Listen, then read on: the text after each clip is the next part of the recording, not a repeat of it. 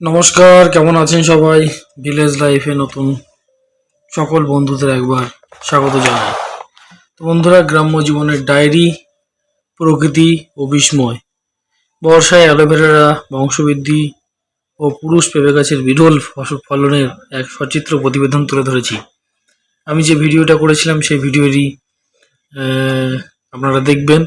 একটা ভিডিও দিয়েছিলাম, সেই ভিডিওরই প্রতিবেদনটা এটা, যে আপনারা কি করে অ্যালোভেরা গাছটাকে দেখবেন। এই যে বর্ষার সিজনে এই যে অ্যালোভেরার যে গোড়া, দেখুন এই গোড়া থেকে, এই যে অংশটা, এই গোড়া থেকে কিন্তু নতুন নতুন যে অ্যালোভেরা গাছ সেটা কিন্তু তৈরি হচ্ছে। এই যে এই অংশটাকে আমি একটু জুম করে দেখানোর চেষ্টা করছি, যে এই অংশটায় অ্যালোভেরার এই অংশগুলোতে কিন্তু নতুন করে শিকড়ের থেকেও কিন্তু অ্যালোভেরা গাছ কিন্তু বেরোবে এই সিজনে। ঠিক আছে, আপনারা দেখবেন ভালো করে। অ্যালোভেরাটা যদি বাড়িতে থাকে তাহলে সেটাকে খুব ভালো করে যত্ন নেবেন এবং দেখতে পারবেন এই অ্যালোভেরা গাছের গোড়া থেকে খুব সুন্দর করে নতুন নতুন শিকড় সহ গাছ বেরোবে। সেই গাছটা কিন্তু অনেক ভালো হবে, খুব সুন্দর হবে। বর্ষার সিজনে কিন্তু এটা ভালো হয় এবং বেড়ে ওঠে এরা। তাহলে আপনারা দেখলেন যে কি করে অ্যালোভেরা বর্ষার সিজনে বৃদ্ধি পায়। বাগানে বৃষ্টির জাদুকরী প্রভাব, বর্ষাকালীন সিক্ত আবহাওয়া গ্রাম্য বাগানের ক্ষুব্ধ ইকোসিস্টেম ব্যাপক পরিবর্তন আনে। আপনারা দেখবেন যে অ্যালোভেরা গাছ রয়েছে সেটা ব্যাপক বংশবিস্তার করে এই বর্ষার সিজনে। বংশবৃদ্ধি করে, বৃষ্টির কারণে গোড়া থেকে অসংখ্য নতুন চারা বা পাপস বের হয়। বৃষ্টির কারণে কি হয়, গোড়া থেকে অসংখ্য চারা বা পাপস কি হয়, বের হয়। পুরুষ পেঁপে গাছে অস্বাভাবিক ফলন হয়।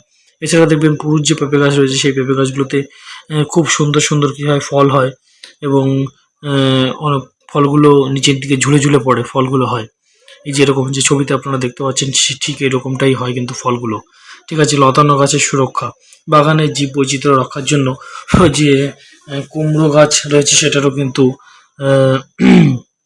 সুরক্ষা করতে হয় এই সিজনে। বর্ষায় অ্যালোভেরা অবিশ্বাস্য বৃদ্ধি। আপনারা দেখবেন এই যে অ্যালোভেরা গাছগুলো যে রয়েছে সেই অ্যালোভেরা গাছের গোড়া থেকে দেখুন গাছগুলো বের হচ্ছে ছোট ছোট।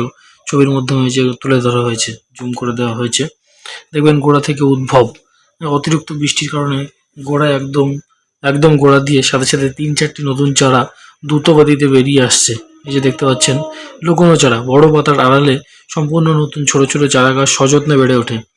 এমনকি কখনো কখনো এই যে বড় বড় পাতা রয়েছে সেই বড় পাতার নিচে ছোট ছোট পাতাগুলো কিন্তু সযত্নে বেরিয়ে আসে এবং তারা বৃষ্টির সেই আঘাত থেকে বাঁচে এবং তারা খুব দ্রুতই বড় হয় এবং ভালো হয়ে ওঠে।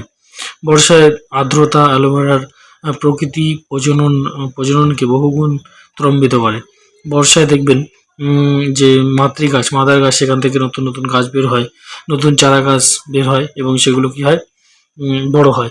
প্রবল বৃষ্টির কারণে বাগানের মাটি নরম ও আর্দ্র হয়।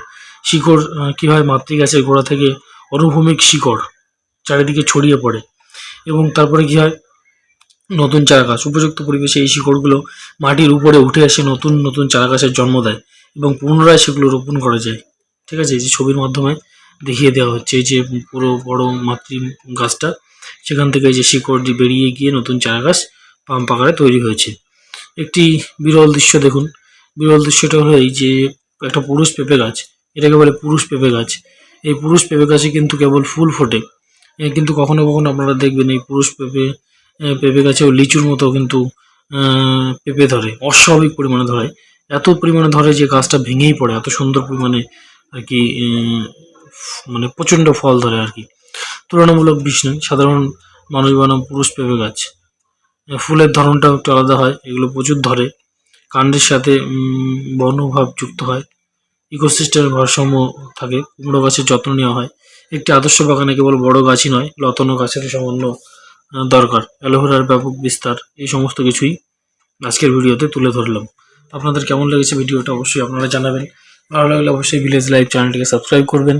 আর আপনারা যে প্রধান ভিডিওটি ছিল সেই ভিডিওটি লিঙ্ক আমি ডিসক্রিপশনে দিয়ে দেবো, আপনারা সেখান থেকে দেখে নেবেন সেই ভিডিওরই প্রতিবেদন এটা। কেমন লেগেছে ভিডিওটি আপনারা কমেন্ট সেকশনে অবশ্যই জানাবেন।